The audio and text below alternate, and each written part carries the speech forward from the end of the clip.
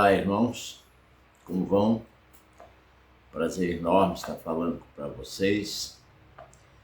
Desejo que todos estejam bem de saúde, que haja alegria e paz nos vossos corações e que, a despeito das lutas que enfrentamos, a despeito das pressões emocionais agora com os jogos da Copa do Mundo, enfim, que nada disso esteja maltratando vocês. Pelo contrário, que continuem cultivando e fazendo crescer a vossa fé em Cristo Jesus, porque somente Ele, só Deus é que pode nos resguardar, nos preservar, nos abençoar e nos confortar. Assim como no dia em que Jesus vier buscar a sua igreja, a vida está correndo normal. Quando eu digo normal, é que todos os acontecimentos que estão havendo são, de certa forma, o que a Bíblia já preveu, o que Deus já havia previsto. Nós estamos vivendo, por assim dizer, o princípio das dores. É uma fase difícil, mas, infelizmente ou felizmente, está na vontade de Deus, obviamente. Então, felizmente ou infelizmente, pode piorar. Não tem nada tão bom que não possa melhorar, e não tem nada tão ruim que não possa piorar. O que nos resta? Nos resta a fé. Primeiro, a certeza da salvação. Segundo, vejam bem, o desejo contínuo de louvor e adoração a Deus. Para isso precisamos santificar as nossas vidas, consagrar as nossas vidas e tirar a atenção do mundo. Não ficar prestando muita atenção, cuidado com excesso de reportagens, cuidado com excesso de notícias, porque muitas são aquilo que chamam de fake news, muitas notícias são até mentirosas, outras são fantasiosas. Mas as coisas estão acontecendo. A verdade é essa. O mundo caminha para o caos. Diz que o pior cego é aquele que não quer ver. Mas nós estamos vendo isso. Mas uma coisa é certa. Deus está no comando da vida que são seus, os que lhe pertencem. Na realidade, Ele está no comando de tudo na face da terra. Mas o cuidado dele é para com os seus. Os seus Ele está abençoando, preservando, cuidando. Não quer dizer que não morramos, não nos acidentemos, Não quer dizer isso. Quer dizer que Ele está cuidando de nós. A ordem natural das coisas para um ser vivo são enfermidades, acidentes, todo tipo de percalços. Mas quando temos a certeza de que alguém está conosco, lutando para nós, e de certa forma a vitória maior já nos foi dada na cruz do Calvário, e a palavra de Deus diz uma coisa muito importante: se Deus não nos negou o próprio Filho, o que mais Ele poderá nos negar? Nada. Ele cuida de nós. Ele está cuidando de você, está cuidando de mim. Vamos fazer uma leitura e depois uma breve oração. A leitura nós continuamos no Evangelho de Mateus e estamos terminando agora o capítulo 16, cujo o tema, segundo a Sociedade Bíblica, é Tome a sua cruz. Mas tem muitas coisas intrínsecas aqui que nós precisamos compreender. Então eu vou fazer uma breve leitura e depois vamos fazer também uma breve oração. Diz assim a palavra de Deus, do versículo 24 até o 28 do capítulo 16 do Evangelho de Mateus. Então Jesus disse aos seus discípulos: se alguém quer vir após mim, negue a si mesmo, tome a sua cruz e siga-me. Pois quem quer salvar a sua vida, a perderá. E quem perder a vida por minha causa, esse a achará. De que adiantará uma pessoa ganhar o mundo inteiro e perder a sua alma? Ou que dará uma pessoa em troca da sua alma?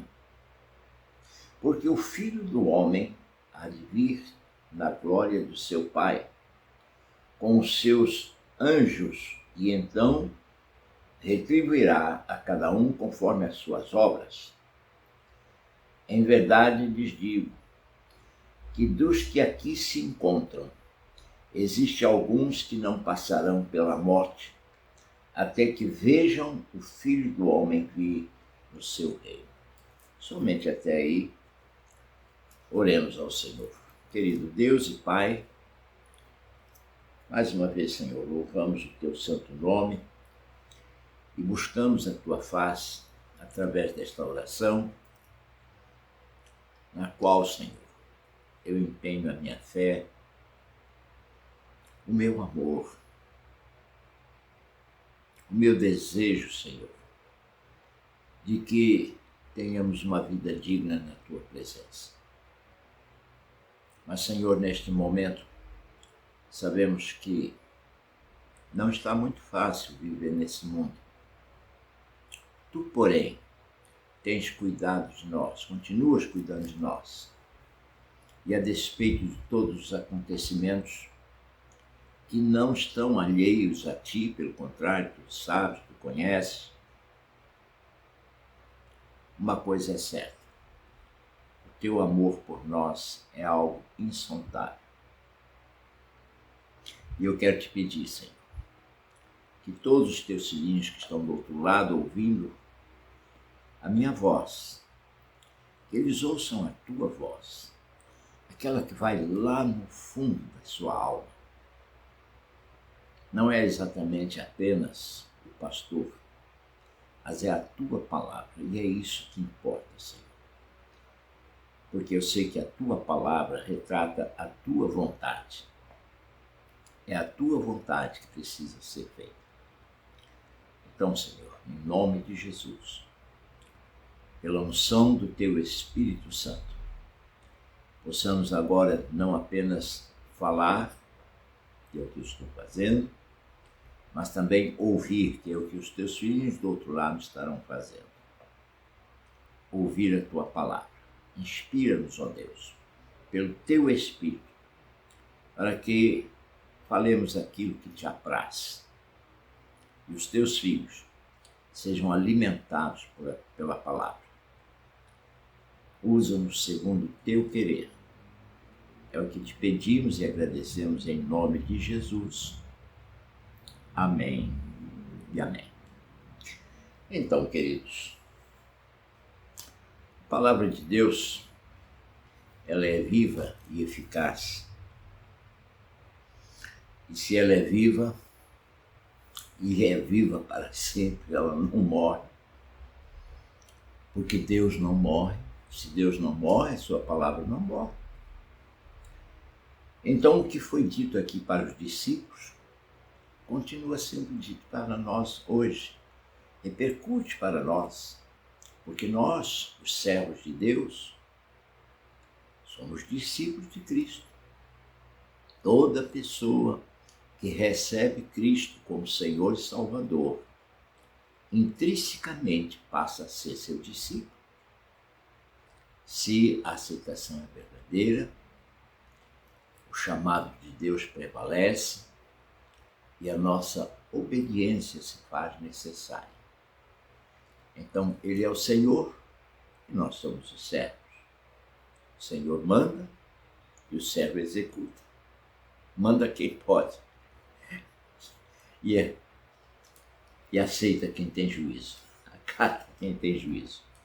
Então vamos iniciar dizendo assim: então Jesus disse aos seus discípulos, e eu repito, está dizendo a nós também, a mim e a você. Eu sei que muitas pessoas ainda não atentaram muito para esses detalhes, apenas por frequentar uma igreja já acham que são crentes, filhos de Deus. Não. Muita calma nessa hora. Até mesmo no mundo, veja bem, para se adotar um filho tem uma certa burocracia. Pode compreender isso? Um filho adotado, legalmente adotado, se a coisa é feita dentro da lei, ele passa a ter os mesmos direitos de um filho natural. Nós somos criados por Deus. Todo ser humano é criado por Deus. Portanto, somos suas criaturas. Mas aos que o recebem, ele agora adota como filhos. E aí o que nós passamos a fazer? Seguir a Jesus. Então, olha o que ele diz aqui. Se alguém quer vir após mim, negue a si mesmo, tome a sua cruz e siga. Isso é Jesus falando. Vir após mim significa dizer seguir. Tem muita gente enchendo a boca dizendo que segue a Jesus. Será que segue mesmo? Porque é fácil dizer. Eu posso dizer que sou o príncipe da Inglaterra, mas não sou. Mas o importante não é o que se diz, o importante é o que se faz. O que se diz tem a importância de que seja verdadeiro para quem é verdadeiro. Mas o que se faz é que declara o que a gente é. Não é o que se diz, é o que se faz é que declara o que a gente é. Se alguém quer vir após mim, negue-se a si mesmo, tome a sua cruz e siga. O que se trata é negar a si mesmo. Eu já disse algumas vezes aqui isso, mas nunca é demais repetir, porque a palavra de Deus é bom que seja sempre lembrada a nós. Se alguém tem o desejo de seguir a Cristo, o desejo real de seguir a Cristo, se alguém quer dizer eu pertenço a Deus, eu sou de Deus, Jesus já tinha dito que ninguém vem ao Pai se não for por Ele. Ou seja, ninguém chega a Deus se não passar por Jesus. Jesus é a porta do aprisco. É a porta das ovelhas.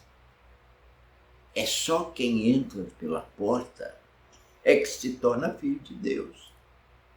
Diz que quem entra pela janela é o ladrão, o salteador. Mas aquele que entra pela porta, este é a ovelha do Senhor. Se alguém quer vir após mim, negue-se a si mesmo. Primeira coisa, o eu sou, só pertence a Deus. Deus, Ele o é. Ele é Deus. Único e verdadeiro. Só existe um Deus. Existe uma opção de falsos deuses, pseudo-deuses. Nenhum falso Deus, nenhum pseudo-Deus é Deus. Só Deus é Deus. Entenda isso. Só Deus é Deus. Houveram homens muito bons, pregadores do Evangelho, pessoas que viveram o Evangelho, mas não são deuses. O apóstolo Paulo, São Paulo não é Deus. Foi um apóstolo, um santo do Senhor. São Pedro, São João, mas Deus mesmo só existe um. E ele se revela em Cristo Jesus. E ele diz, se quer vir após mim, negue-se a si mesmo. Negar o nosso eu é dar preferência ao que Deus quer e não ao que nós queremos. Toda pessoa, todo servo de Deus que realmente tem a ver com Deus, ele para e pensa antes de tomar determinadas atitudes. Não estamos falando de coisas simplórias, de coisas, vamos dizer assim, corriqueiras a todos. Estamos falando das coisas essenciais para a vida, principalmente para a vida espiritual, coisas morais, coisas que dignifiquem e não coisas que nos envergonhem. Temos que negar a nossa vontade em detrimento da vontade de Deus. O homem de Deus, a mulher de Deus, ela ora e diz, Senhor, o que é que eu faço? Eu tenho uma atitude a tomar. Eu tenho um caminho a seguir. Sigo ou não sigo? Faço ou não faço? Digo ou não digo? E o Senhor vai falar ao teu coração. Isso é uma expressão que quer dizer que o Espírito de Deus vai soprar ao teu espírito. E o teu espírito vai trazer à tua mente, ao teu pensamento. Pode compreender isso? Negue-se a si mesmo. Ou seja, não sou eu que determino, é o meu Deus. Claro que tem coisas que você determina, seguir a lei, trabalhar, cuidar dos seus, amar ao próximo, fazer tudo aquilo que é agradável a Deus, isso é uma atitude sua. Mas tem decisões que você às vezes não sabe tomar. Então, antes que tome a decisão errada, consulte a Deus. Leia sempre a palavra de Deus, que as respostas estão aqui para você. Mas após você negar a si mesmo, você ainda tem que tomar a sua cruz para poder seguir a Jesus. Mas não é fazer igual aquele, não sei se vocês lembram do filme Pagador de Promessas, tadinho. Anselmo Duarte, que andava pela rua carregando aquela cruz de madeira. Não é isso. A verdadeira cruz, Jesus já morreu sobre ela. Deu a sua vida sobre ela. Ele a carregou até o Calvário, com a ajuda daquele, acho que é Dimas, se não falha a memória, alguém que chegou para ajudá-lo. Agora, veja bem, não é essa a cruz. A cruz sacrificial, a cruz na qual Jesus morreu para nos salvar, essa não. Essa não é para nós, foi para ele. Aqui o tome cada dia a sua cruz tem o sentido de dizer, a cada dia da sua vida, assuma a sua condição de cristão. Cruz simboliza o cristianismo. Embora outros símbolos já houvessem, começou por um peixe, porque o homem de Deus é um pescador de almas. Cristo é um pescador de almas. Tem a cruz, tem vários objetos, mas veja bem, aqui o sentido da cruz é como se Jesus dissesse, olha, a cada dia assuma a sua responsabilidade de cristão. Viva como um cristão. Haja como um cristão. caminhe como um cristão, vista-se como um cristão, alimente-se como um cristão e não confunda as coisas. Não estou indo para os extremos, não. Isso é só uma forma de lhe explicar o que é tomar cada dia a sua cruz. É todo dia viver o cristianismo, que é a melhor forma de testemunharmos de Cristo, é viver o cristianismo. Você negou a si mesmo, ou seja, dá a preferência à vontade de Deus do que à sua. Assume a sua condição cristão, você agora está seguindo a Cristo. É isso que ele está dizendo aqui. Se alguém quer vir após mim, negue-se a si mesmo, tome a sua cruz e siga-me. E agora ele dá uma explicação. Pois quem quiser salvar a sua vida, a perderá. O que está dizendo aqui? Não está falando de salvar a vida, tirar o sujeito do perigo de morrer, não é isso, não. Em outras palavras, eu diria que quem quer gozar a vida aqui, os prazeres carnais aqui, quem quer viver, sabe, quer ser um bom vivant, como diz o outro, quem quer viver na farra, quem quer viver no desperdício, quem quer viver igual o filho pródigo, sabe? Acaba perdendo a verdadeira vida, porque a verdadeira vida está em Cristo. Jesus disse, olha, eu sou o caminho, eu sou a verdade e eu sou a vida. Quem não tem Cristo não tem a verdadeira vida. Tem vida física. Não tem a vida espiritual dada por Deus. Não é nascido de novo. Não é um filho de Deus ou uma filha de Deus. É uma criatura de Deus. E como tal, a gente respeita e ama até. Mas aqui está falando dos filhos de Deus. Negue-se a si mesmo, tome cada dia a sua cruz e siga-me. Porque quem preferir gozar a vida aqui, os prazeres da vida, perderá a verdadeira vida que irá gozar lá nos céus. A delícia de habitar as mansões celestiais, nada perde isso. Quem quiser salvar a vida, aqui a perderá. E quem perder a vida por minha causa, esse a achará. Ou seja, se pela causa de Cristo, pelos motivos de ser um homem de Deus, uma mulher de Deus, pelos motivos de ser um jovem de Deus, um jovem cristão, pelos motivos, enfim, de seguir a Cristo, você renunciar aos prazeres desta vida, você ganhará a vida eterna nos céus. E é isso que importa. É para isso que somos cristãos. Nós não aceitamos a Cristo para ser o rei da carne seca, para ter prosperidade, para casar com a mulher mais santinha da paróquia. Não é para isso que aceitamos a Cristo. Para curar de uma enfermidade. Não, se você aceitou a Cristo só para isso, vá num bom médico que resolve do mesmo jeito. Agora, se você aceitou a Cristo para ganhar a vida eterna e um dia habitar os céus, aí sim, aí é que você deve seguir a Cristo.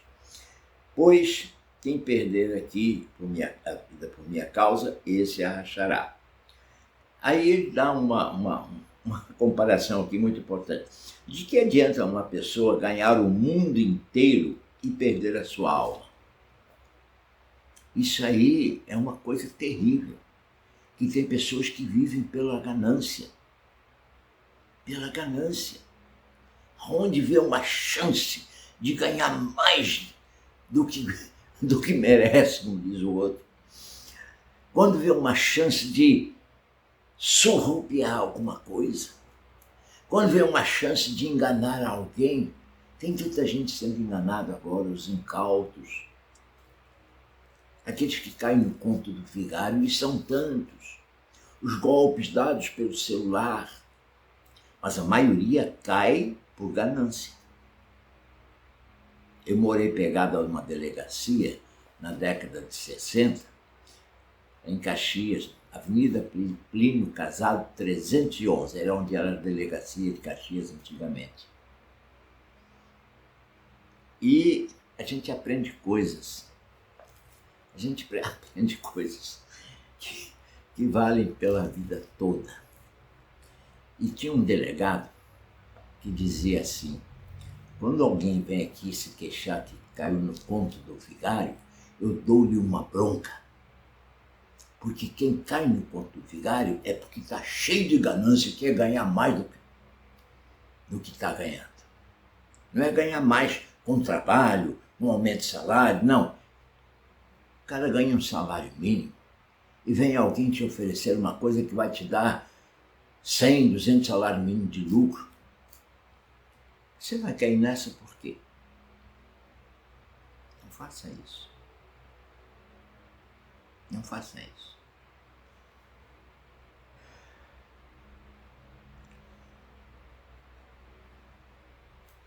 De que adiantará uma pessoa ganhar o mundo inteiro, ou seja, ficar podre de rico, e perder a sua alma? Eu não sei quem está do outro lado me ouvindo, mas aonde você vai estar daqui a 100 anos? Isso se você tiver nascido agora. Onde você vai estar daqui a 80 anos? Os que são da minha idade, eu diria, onde você vai estar daqui a 30 anos? Que adianta você ter milhões e milhões hoje e daqui a pouco perder a vida e ir para o inferno? É melhor você viver hoje com simplicidade, mas com dignidade. Ter um Deus que sustenta você para que você viva com dignidade. Não precisa mendigar, não precisa pedir esmola. O Senhor te dá. Aqueles que são honestos, decentes, trabalhadores, eles têm. Eles conseguem uma vida digna. E se você leva essa vida digna, você vai provavelmente habitar os céus, desde que conheça a Cristo e o receba como Senhor e Salvador. Não é aqueles que são pobres por herança, já herdaram a pobreza dos seus avós, ou aqueles que são pobres porque não sabem administrar o que ganham. Ganham 10 e gastam 20, ou seja, gastam mais do que o que ganham.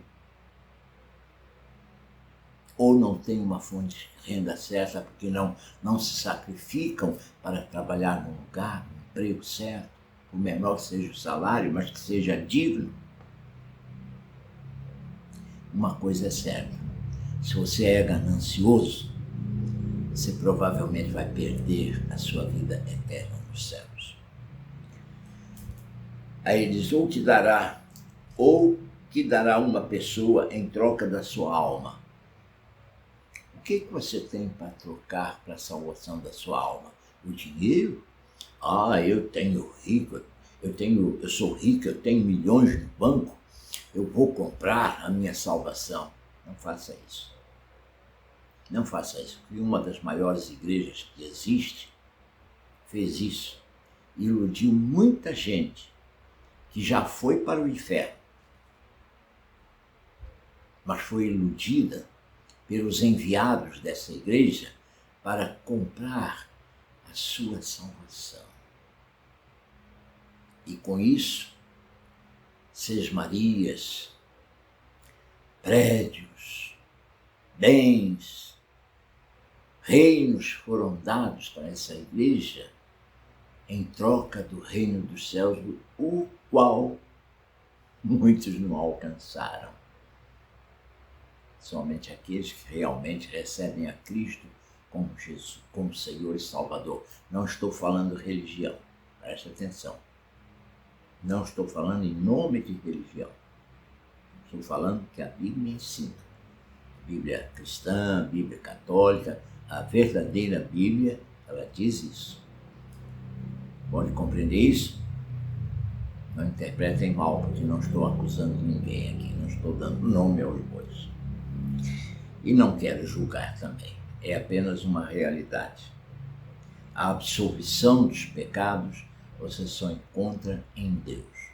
É o único, veja bem, que pode perdoar pecados ou delegar alguém para levar uma pessoa a ter o perdão dos seus pecados. Podem compreender isso? O que dará uma pessoa em troca da sua alma? Vai dar dinheiro? Não. Dinheiro não compra. Dinheiro não compra, inteligência não compra, cultura não conta, dons, vamos dizer assim, artísticos não compram. Nada compra a sua salvação. Sabe por quê? Porque quem pagou o preço por ela foi Cristo Jesus. O preço da sua salvação é o sangue de Cristo derramado na cruz do Calvário. Esse é o preço da sua salvação. E enquanto você não crer nisso, você não consegue. Porque o Filho do Homem há de vir. Cristo vai vir buscar a sua igreja. O Filho do Homem há de vir na glória do seu Pai, com os seus anjos, e então retribuirá a cada um conforme as suas obras. Sabe por quê? Também não são as obras que salvam, não. O que salva é o arrependimento dos pecados e o reconhecimento de Cristo como Senhor e Salvador. E então, por que ele se refere às obras? Porque aquele que recebe a Cristo como Senhor e Salvador é o único que pratica as boas obras que Cristo, que Deus preparou para que andássemos nelas. A seriedade, a santidade, a honestidade, a bondade, o amor, a fé. Pode compreender isso? Tem muita gente fazendo boas obras, mas está fazendo boas obras para alcançar a Deus. Está errado. Não adianta fazer boas obras para alcançar a Deus. A gente faz as boas obras porque já alcançou a Deus. Aí é diferente. Aí a gente faz por amor a Cristo. A gente faz por amor a Deus. A gente faz por amor ao próximo. Agora, aquele que faz de fingimento para poder chegar a Deus, está errado. Não vai chegar nunca. Porque se fosse assim, era fácil ir para o céu. Mas Jesus termina aqui dizendo uma coisa maravilhosa e poderosa ao mesmo tempo. Olha o que ele diz aqui no versículo 28 para terminar. Ele diz assim: em verdade lhes digo, dos que aqui se encontram, existem alguns que não passarão pela morte até que vejam o Filho do Homem vir no seu reino. Estava dizendo o que ainda ia acontecer daí a pouco, e está explícito aqui no capítulo 17, logo no início, que é a transfiguração de Jesus lá no monte, quando ele levou com ele 3 discípulos, 3 apóstolos, Pedro, João e Tiago. E lá no monte, então Cristo se transfigurou. Agora não era mais o Filho do Homem, estava revelando o verdadeiro Filho de Deus. O Cristo glorificado. Aquilo no qual ele se tornou, ele já era antes de vir ao mundo. Veja bem, porque Jesus, antes de vir ao mundo, estava lá com Deus e era Deus. Despiu-se da divindade e veio como homem. Depois que morreu, ressuscitou novamente, glorificado, e foi aos céus. Esse Jesus glorificado apareceu lá para 3 discípulos. Por isso que ele disse: olha, dos que estão aqui, alguns não vão morrer antes de ver Cristo glorificado. Você pode compreender isso? Aquela visão maravilhosa de Cristo glorificado. Pedro, João e Tiago já tiveram. E nós vamos vê-lo quando formos para lá. Pode compreender isso? Façamos então agora uma oração para terminar. Querido Deus e Pai, obrigado, Senhor. Obrigado por esses momentos na Tua presença, onde podemos, Senhor, ouvir a Tua voz, ler a Tua palavra, sentir o gozo da Tua presença. Porque Tu és Deus, único e verdadeiro. E agora, Senhor, revela-te àqueles que ainda não te conhecem, para que possam ter a chance de te conhecer e receber o teu Filho como Senhor e Salvador, assim como revelaste a Pedro que Jesus era o Cristo, Filho de Deus vivo. Revela isso aos seres que estão ao alcance da nossa voz, aqueles que vão a qualquer igreja cristocêntrica e ali reconhecem Cristo como Senhor e Salvador. Faz isso por misericórdia, não por merecimentos. E abençoa os teus filhinhos que estão do outro lado. Senhor, dá-lhes um bom fim de semana cheio da tua graça e da tua paz. E que a graça do teu Filho Jesus, e que o teu amor e a comunhão com o teu Santo Espírito, ó Deus, esteja em nós e sobre nós todos os dias das nossas vidas. É o que nós te pedimos e agradecemos em o nome de Jesus. Amém e amém.